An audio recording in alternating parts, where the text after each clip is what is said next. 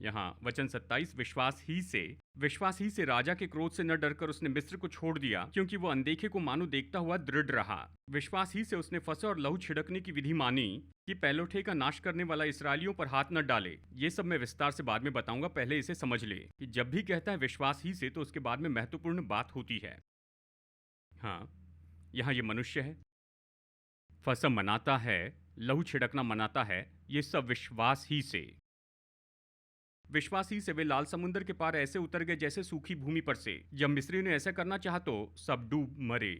क्या कल्पना कर सकते हैं अगर आज मैं आपको मरीना बीच ले जाऊं और कहूं मैं समुद्र को 2 भाग कर दूंगा और मेरे साथ में चलो हम श्रीलंका चलते हैं और वापस आएंगे।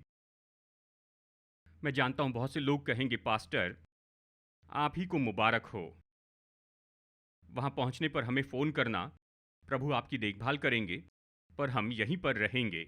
अगर मैं समुद्र को विभाजित भी कर दूं तो भी संदेह करता हूं कि शायद आप मेरे साथ नहीं चलेंगे। यहाँ ये मनुष्य है, समुद्र विभाजित किया और लोग उसके साथ में चल रहे थे विश्वास से।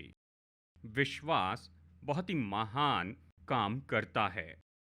यही विचार हम यहाँ पर पाते हैं। जब भी विश्वास से कहता है तो इसके बाद में निश्चय कोई महान काम होता है, अद्भुत और कुछ असाधारण काम।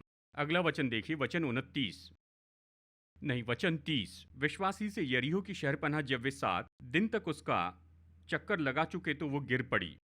अब देखिए शहरपनाह, यरीहो की शहरपनाह, क्या आपने कभी सुनी कि शहरपनाह गिर गई क्योंकि किसी ने 7 दिन चक्कर लगाए, 7वें दिन 7 चक्कर लगाए? खैर, यहाँ हमारे शहर में दीवारें गिरती हैं, कई कारणों से गिरती हैं, लेकिन वो शहरपनाह इतनी मोटी थी कि वे तो उस शहरपनाह पर रथों की रेस लगाते थे, और ये इतनी चौड़ी थी और इतनी ऊंची थी, और ये गिर गई बस इसलिए कि लोगों ने 7 दिन तक चक्कर काटे थे। 7वें दिन जब चक्कर लगाए तो वो जोर से चिल्लाए और वो शहरपनाह गिर गई। वो बड़ी सामर्थी शहरपनाह गिर गई। अद्भुत बात है। और ये कैसे हुआ? बाइबल कहती है विश्वास से हुआ। कल्पना कीजिए कि विश्वास कैसा है। वचन 31, विश्वास ही से राहाब वेश्या आज्ञा न मानने वालों के साथ नष्ट नहीं हुई, इसलिए कि उसने भेदियों को कुशल से रखा था। देखिए, एक स्त्री थी जो वहाँ यरीहो के शहर में वेश्या थी। जब परमेश्वर ने इस्राएलियों से कहा कि यरीहो शहर को जीत लो, उसने आज्ञा दी कि वहाँ की हर एक चीज़ और हर एक को नाश कर दे। फिर भी विश्वास से ये स्त्री और इसका परिवार बचाया गया, और वो यीशु पूर्वज हो गई। यीशु की वंशावली में इसके नाम के बारे में यहाँ पर बताया गया है। अद्भुत आदर एक स्त्री को दिया गया है जिसका कोई सम्मान नहीं था। विश्वास के कारण, विश्वास आपकी मंजिल बदल देता है, सब कुछ बदल देता है। और फिर वचन 32 से आगे देखिए, और यहाँ से कुछ वचन मैं पढ़ने वाला हूँ, और ये अद्भुत वचन हैं। अब और क्या कहूँ, लेखक कहता है, क्योंकि समय नहीं रहा कि गिदोन का और बाराक का और शमशोन का और यिप्ता का और दाऊद का और शमूएल का और भविष्यवक्ताओं का वर्णन करूं। इन्होंने विश्वास ही के द्वारा राज्य जीते। विश्वास करेंगे, विश्वास राज्य जीत सकता है। धर्म के काम किए, प्रतिज्ञा की हुई वस्तु प्राप्त की, विश्वास से प्रतिज्ञा पाई। सिंहों के मुंह बंद किए, वो याद करता है दानियल को। सिंहों की मांद में आग की ज्वाला को ठंडा किया, शद्रक, मेशक और अबेदनगो को याद करता है। तलवार की धार से बच निकले, निर्बलता में बलवंत हुए, लड़ाई में वीर निकले, विदेशियों की फौज को मार भगाया, सेनाएं हराई गई, युद्ध जीते गए विश्वास से। क्या इस वाक्य पर विश्वास करेंगे? कहता है विश्वास से। ये सब विश्वास से होता है। हर बार जब भी विश्वास से कहता है तो बड़े अद्भुत काम बताता है। विश्वास से अविश्वसनीय बात होती है। स्त्रियों ने अपने मरे हुओं को फिर जीवित पाया। कितने तो मार खाते खाते मर गए और छुटकारा न चाहा, इसलिए कि उत्तम पुनरुत्थान के भागी हो। इसके बारे में अंत में बताएंगे कि कैसे लोग तो विश्वास से मरने के लिए भी तैयार थे। उन्होंने अपना जीवन सुरक्षित रखने की परवाह नहीं की। वो जीवन देने के लिए तैयार थे क्योंकि जानते थे कि बेहतर पुनरुत्थान है, बेहतर अंत है, इसलिए जान देने के लिए भी तैयार थे। अद्भुत है। विश्वास यही तो करता है। तो देखिए, जब ये शब्द विश्वास ही से, ये उस अध्याय में एक पैटर्न निश्चित करता है। विश्वास से ये 1 या 2 बार नहीं आता है, ये कई बार आता है और ये जब भी आता है इसका विचार तो एक ही है कि कुछ बहुत ही अद्भुत, महान और अद्भुत होता है विश्वास के परिणाम में। विश्वास के कारण कुछ असाधारण सी बात होती है। अब अगर आप अध्याय 11 वचन 3 देखें और इसका इसी तरीके से अर्थ लगाए तभी आप सही होंगे, क्योंकि आप ये नहीं कह सकते कि वचन 3 इस स्कीम में नहीं आता है, ये उस स्कीम में फिट होना ही चाहिए। तो वचन 3, विश्वासी से हम जान जाते कि सारी सृष्टि की रचना परमेश्वर के वचन के द्वारा हुई, पर ये नहीं कि जो कुछ देखने में आता है वो देखी हुई वस्तुओं से बना हो। इसका क्या अर्थ, हम इसे कैसे ले? जैसे कहाँ कुछ लोग कहते हैं ये ऐसे ही कहता है, पर विश्वास ये समझने में हमारी मदद करता है कि सृष्टि की रचना परमेश्वर के वचन से हुई। नहीं, विश्वास केवल इसे समझने में मदद नहीं करता, विश्वास इससे बढ़कर करता है। ये यहाँ पर कह रहा है विश्वास से सारी सृष्टि की रचना परमेश्वर के वचन से हुई है, ये विश्वास से हुई है। दूसरे शब्दों में ये कह रहा है ये संसार जिसे आज हम देखते हैं, आज जो कुछ भी हम देखते हैं, ये तो बना है, ये जो कुछ भी देखा जाता है ये तो विश्वास का उत्पादन है। ये विश्वास से बना संसार है। वचन ने संसार को बनाया है, ये विश्वास का उत्पादन है।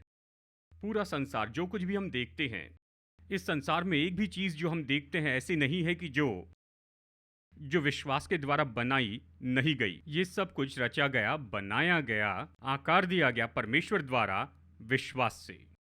परमेश्वर ने अपने उस बड़ी सामर्थ से, आत्मिक सामर्थ जिसे विश्वास कहते हैं, ये अद्भुत शक्ति और सामर्थ, ये अद्भुत सामर्थ जिसे विश्वास कहते हैं, वो सामर्थ खोली गई जब उसने अपना मुंह खोला और वो बोलने लगा कि उजियाला हो जाए, कि जल अलग हो जाए और ये और वो हो जाए। हर समय जब उसने अपना मुंह खोला और उस सामर्थ को उसने खोला, वो महान सामर्थ जिसे विश्वास कहते हैं, उस अदृश्य संसार से, उस आत्मिक संसार से, वो सबसे महान सामर्थ वो बाहर गई और उसने ये सब उत्पन्न किया जो हम देखते हैं। तो जो कुछ भी बनाया गया है वो विश्वास का उत्पादन है। अब ये आपको पूरी तरह अलग जगह पर रखता है। बात तो ये है, यदि ये पूरा संसार यानी जो भी हम देखते हैं ये विश्वास से उत्पन्न हुआ है, तो उस विश्वास की सामर्थ के बारे में सोचिए। आज हम इसी के बारे में कह रहे हैं। विश्वास की ये अद्भुत सामर्थ, ये आत्मिक सामर्थ, हमें इसे समझना है, जानना है आज हमारे लिए क्या करती है। आज हमारे जीवन में आज हमने जो पढ़ा ये केवल पुरानी कहानी नहीं है, ये तो आज काम कर रहा है, ये हमारे लिए काम करता है, हमारे द्वारा और हम में। जैसे हम अपने हृदय को विश्वास से भरते हैं और उस विश्वास को खोलते हैं परमेश्वर के वचन के द्वारा जो हमारे मुंह से बोलते हैं, यही तो बात है। इस तरह से इस वचन को देखना चाहिए, क्योंकि इब्रानियों का लेखक जब इसे लिखता है वो तो उन सारी बातों के आधार पर रखता है जो उसने पुराने नियम से देखा था और सीखा था, और उसके मन में वो सारी बातें भी थी जो यीशु ने सिखाई थी।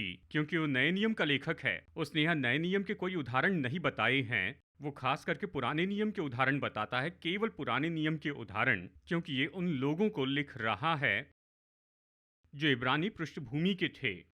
वो जानता था कि ये उनके लिए बहुत ही दिलचस्प रहेगा। जैसे ही पुराने नियम की बात करेंगे तो वो सुनेंगे, अब्राहम, मूसा, इन सब के बारे में वो सुनेंगे, तो वो उन बातों के बारे में उदाहरण के रूप में कहता है, लेकिन उसके मन में वो बातें हैं जो यीशु ने विश्वास के लिए सिखाई।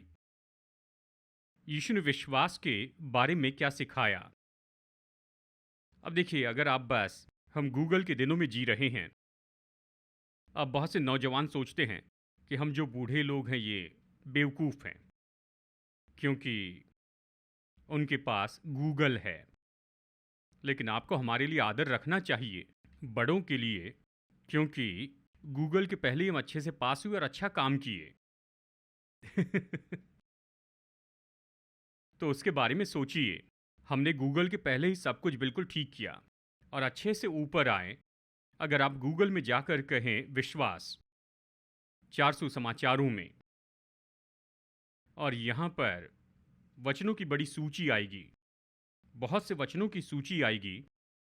अगर आप पढ़े, यहाँ पर यीशु विश्वास के बारे में कह रहे हैं किसी तरह से, और हर बार जब भी विश्वास कहाँ जाता है, मैं आपसे कहूँ ज़्यादातर बार ये बताता है कुछ अद्भुत होने के बारे में। विश्वास के कारण किसी ने चंगाई पाई, किसी ने छुटकारा पाया, किसी ने, जानते हैं, पानी पर चलना, या कोई कुछ कर रहा है विश्वास से, बीमारी से अद्भुत चंगाई और ये सब। मैं आपको कुछ उदाहरण देता हूं, लेकिन चलिए मैं आपको बता दूं कुछ उदाहरण यहाँ पर।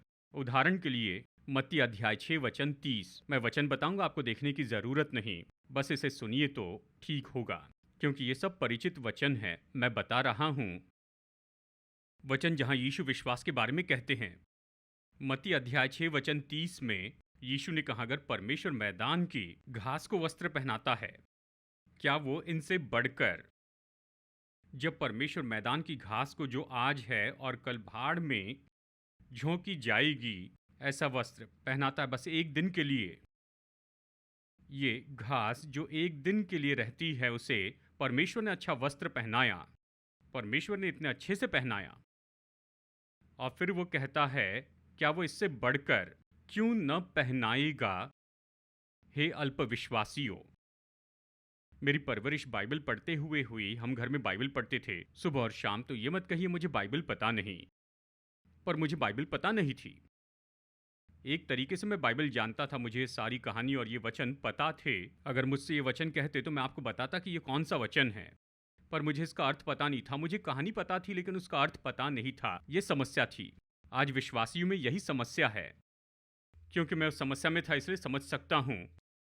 हम सारी कहानी तो जानते थे लेकिन ये नहीं जानते थे कि उसका अर्थ क्या है। इसका अर्थ है, यीशु कह रहे हैं कि हे अल्प विश्वासियों, क्या वो तुम्हें नहीं पहनाएगा। इसका अर्थ है कि विश्वास विश्वास मेरी भौतिक ज़रूरतें पूरी कर सकता है। यीशु यहाँ कह रहे हैं, जैसे यीशु ने सिखाया उसमें मुझे दिलचस्पी। मैं बाइबल कॉलेज के विद्यार्थियों से कहता हूँ, यीशु के प्रचार को देखो और उससे सीखो। उसने महान बातों का प्रचार किया, बहुत ही गहरी सिद्धांतों का भी। पहाड़ी उपदेश को पढ़िए, सबसे महान प्रचार है। आप पाएंगे कि उसने सच में 10 आज्ञाओं को लेकर उसे बिल्कुल अलग कर दिया, और उसने 10 आज्ञाओं के अर्थ को समझा कर बताया जो उन्होंने पहले कभी नहीं सुना था। उसने असली अर्थ उन्हें बताया, और इसलिए कहते हैं एक्सजीसस, जानते हैं, बाहर निकालना। बहुत से लोग तो केवल अंदर ला रहे हैं, लेकिन वहां जो है इसे बाहर लाना है। 10 आज्ञाओं का मतलब क्या है? हर एक आज्ञा जो है सही तरीके से यीशु ने इसका अर्थ बताया। बहुत ही गहरी सिद्धांतों की शिक्षा है। पर जानते हैं, आप जा सकते हैं अगले अध्याय में, पहाड़ी उपदेश में, और आप यहां पर पढ़ सकते हैं, यानी अध्याय 6 के अंत में, यानी लगभग वचन 25 से वो इस तरह शुरू करते हैं। इसलिए मैं तुमसे कहता हूं कि अपने प्राण के लिए ये चिंता न करना कि हम क्या खाएंगे, क्या पिएंगे, और अपने शरीर के लिए क्या पहनेंगे। हाँ, ये तब की बात करते हैं जब मुश्किलें होती हैं। बहुत ही व्यवहारिक बात के बारे में कहते हैं। अब वो सिद्धांत से आगे बढ़कर व्यवहारिक में आते हैं। ये लोगों की असली ज़रूरत के बारे में कहते हैं। भौतिक ज़रूरतें या सांसारिक ज़रूरतें, जानते हैं, यानी चिंताएं, जो परवाह की बात है, जो लोगों में हैं, उनकी ज़रूरतों के बारे में कहते हैं। कोई आश्चर्य नहीं कि बहुत से लोग यीशु के पीछे चलते थे, और फरीसियों के पीछे कम लोग चलते थे। उनके पीछे वो तो कई बार यीशु से जलते थे कि इतने लोग इसके पीछे क्यों चल रहे हैं, क्योंकि यहाँ वो मनुष्य था जो बोल रहा था, चिंता न करो चिंता न करो, ये चिंता न करो कि हम क्या खाएंगे और क्या पिएंगे और कौन से वस्त्र पहनेंगे। और वो ये उदाहरण देते हैं कि यहाँ तक कि घास भी अच्छे वस्त्र पहने हैं, और कैसे परमेश्वर आपको घास से उत्तम वस्त्र न पहनाएगा जो आज है और कल चली जाएगी। घास जो एक दिन के लिए जीती है, परमेश्वर उसे इतने अच्छे वस्त्र पहनाते हैं। क्या वो इसे आपके लिए नहीं करेंगे? क्या वो आपको बेहतर वस्त्र न पहनाएंगे? वो सच में वस्त्र के बारे में उनकी परवाह को बता रहे थे। उन दिनों में वस्त्र आज के जैसे नहीं थे। आज हमारे पास वस्त्र है, इसकी हम सराहना नहीं करते हैं, पर यीशु क्रूस पर लटके थे। जब यीशु को पकड़कर क्रूस पर चढ़ाया गया तो उन्होंने उसके उस वस्त्र को लिया और उस पर चिट्ठियां डाली। वो लड़ रहे थे कि ये किसे मिलेगा। मैं जानता हूं यह ऐसा वस्त्र होगा जो बहुत ही कीमती होगा।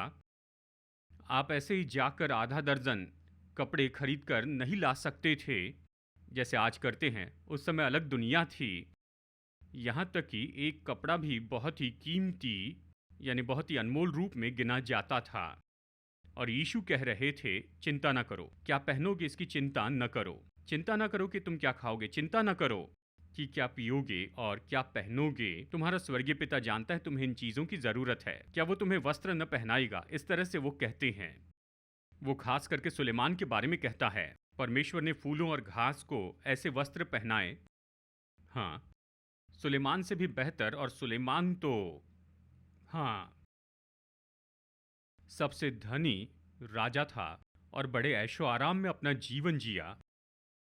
पूरे संसार से लोग आते थे, बड़ी यात्रा करके आते थे और उनका टूरिज्म चलता था केवल सुलेमान को देखने के लिए। किस तरह वो जीता है, उसका भवन, किस प्लेट में खाता है, किस कटोरे से पीता है, उसको भोजन परोसने वाले कौन हैं और उनके वस्त्र कैसे हैं।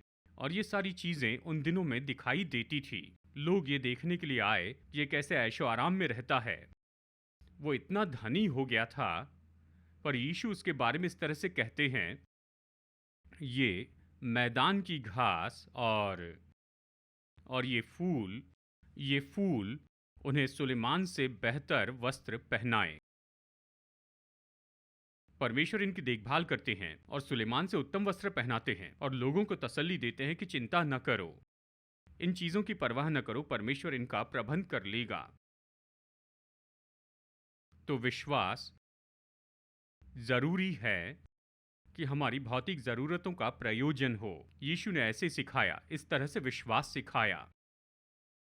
कुछ लोग विश्वास को ऐसे सिखाना नहीं चाहते, पर यीशु ने इसी तरह से सिखाया। मैं आपको बता दूं, जब वह ऐसा नहीं कर पाए, चिंतित थे, तो पूछा क्यों? हे अल्प विश्वासियों, तुम्हारी समस्या यह है कि विश्वास नहीं है। अगर विश्वास होता तो परमेश्वर के प्रयोजन में आनंद मनाते और अपेक्षा करते कि प्रभु सब पूरा करे। कहते हैं अगला वचन मत्ती 8 वचन 10। रोमी सूबेदार यीशु के पास में आता है और वो चाहता था कि यीशु उसके घर आकर उसके दास को चंगाई दे, जो कि लकवे का मारा हुआ था, लकवा हुआ था, बिस्तर पर था। यीशु कहते हैं ठीक है, मैं आकर उसे चंगाई दूंगा। और वो मनुष्य कहता है नहीं, मैं इस योग्य नहीं कि तू मेरे घर में आए। और फिर वो बहुत ही महत्वपूर्ण बात कहता है। वो कहता है बस केवल एक वचन कह दे और मेरा दास चंगा होगा। दूरी की समस्या नहीं है, वो दूसरे नगर में कई मील दूरी पर रह सकता है, कोई समस्या नहीं है।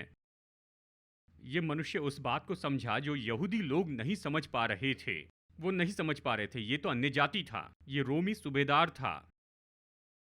वो बेहतर रूप में समझता था कि अगर यीशु कहे कि जब इसने कहा तो दुष्ट आत्माएं लोगों में से निकल गई, जब इसने कहा तो अंधे देखने लगे, बहरे सुनने लगे, लंगड़े चलने लगे, यहाँ तक कि मुर्दे जिंदा हुए। वो यीशु के बारे में कुछ जान गया था कि इसके पास में अधिकार है, कोई आत्मिक अधिकार है। इसलिए यीशु से कहता है मैं अधिकार का व्यक्ति हूँ। जब मैं किसी को आने के लिए कहता हूँ तो आता है, जब किसी को जाने के लिए कहता हूँ तो वो जाता है। वो मिलिट्री ऑफिसर था। मैं अधिकार को समझता हूँ, लेकिन तू तो अलग है, तेरे पास आत्मिक अधिकार है। जब बीमारी को जाने की आज्ञा देता है तो जाती है, जब तू आज्ञा देता है कि कान खुल जाए तो खुल जाते हैं। इसलिए तू बस एक वचन कह दे, तुझे मेरे घर आने की जरूरत नहीं, मैं तो उस योग्य नहीं। एक वचन कह दे तो मेरा दास चंगा होगा। और यीशु चेलों की ओर देखते हैं। यीशु की आदत थी कि तुरंत ही पाठ सिखाते चले जाएं। जैसे आगे बढ़ते हैं कि मैंने ऐसा विश्वास नहीं देखा। उसने कहा मैंने ऐसा महान विश्वास इस्राएल में भी ऐसा बड़ा विश्वास नहीं देखा। उसने ऐसा क्यों कहा? क्योंकि इस्राएली लोग, यहूदी लोग भी ऐसे नहीं थे। ये जो समझा था वो नहीं समझे थे। यहाँ तक कि पतरस के लिए यीशु को उसके सास के घर में जाना पड़ा कि उसे चंगाई दे। मैं जानता हूं बहुत से लोग लाइन में खड़े होंगे, चंगाई पाना चाहते होंगे, और ये ठीक था, यीशु ने उन्हें चंगाई दी।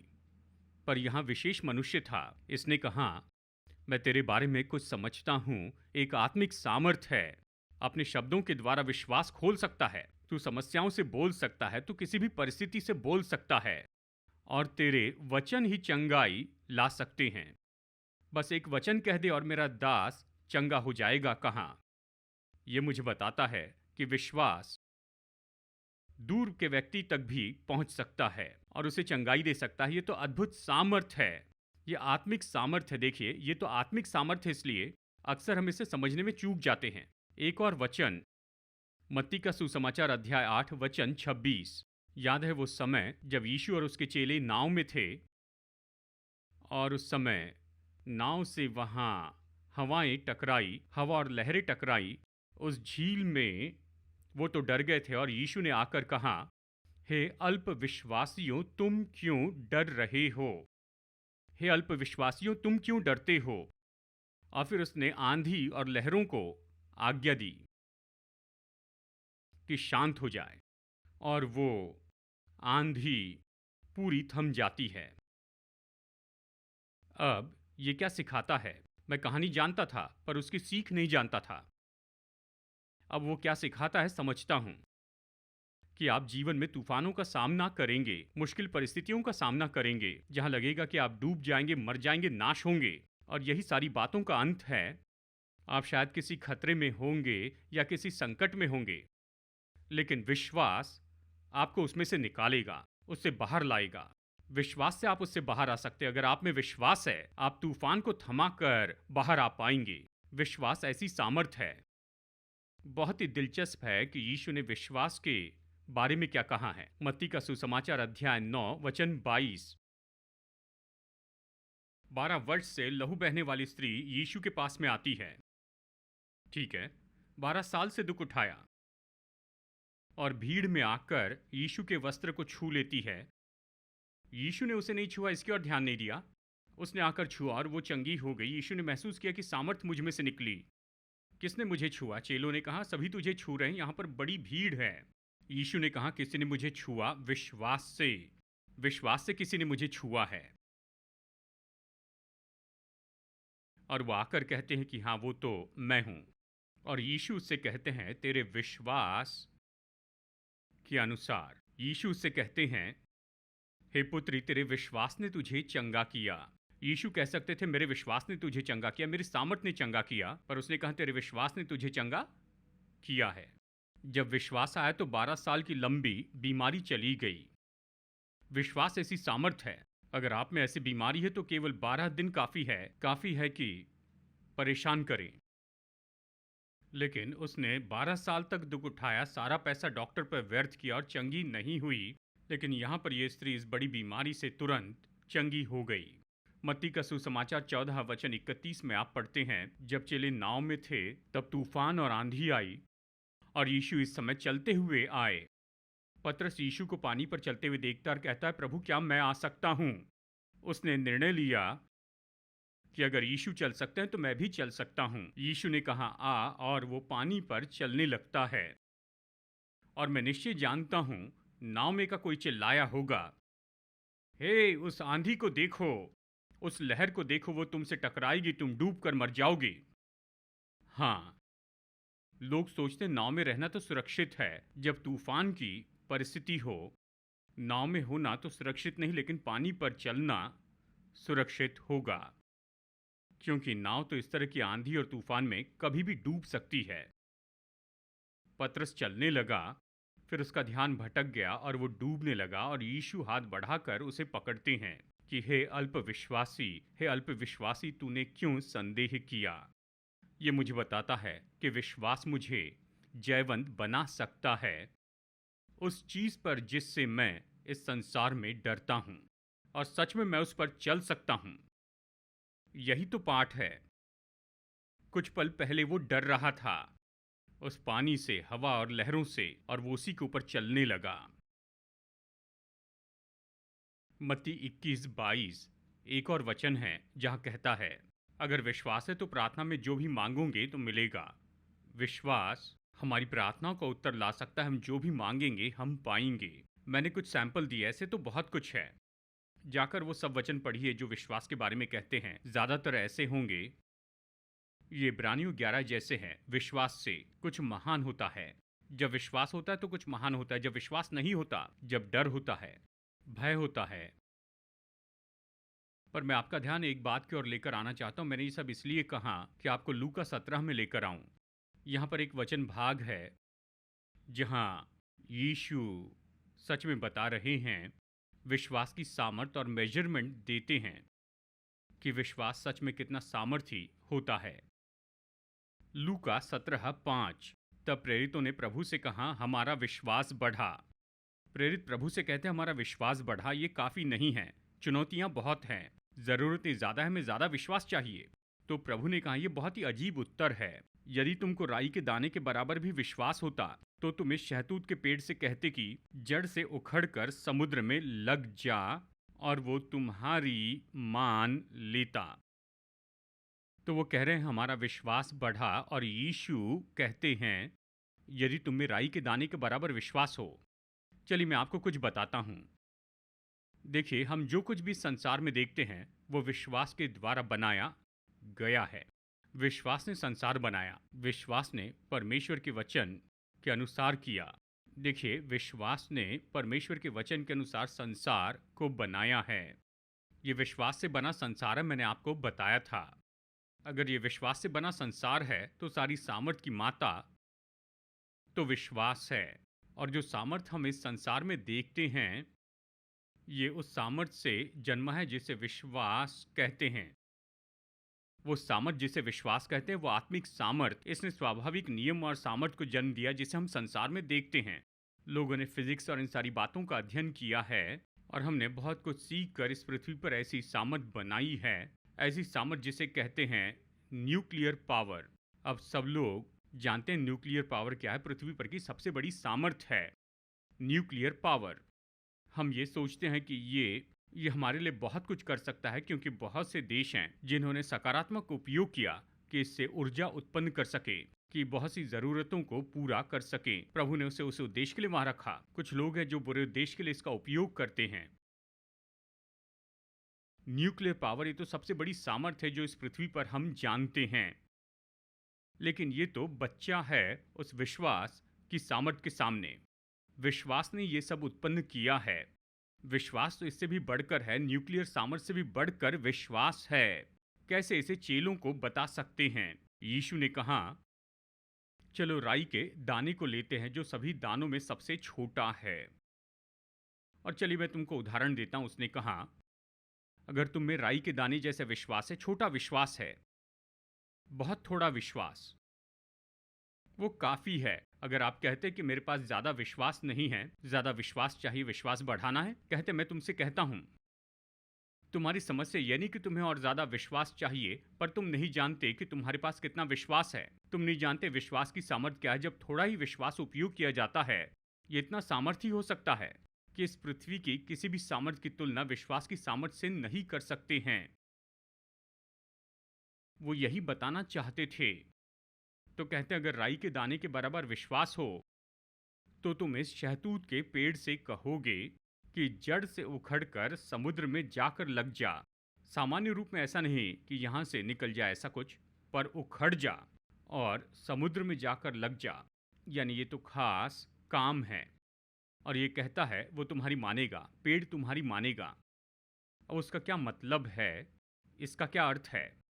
वो ये कहना चाहते हैं कि अगर थोड़ा विश्वास है तो इसे करने के लिए ये काफ़ी है।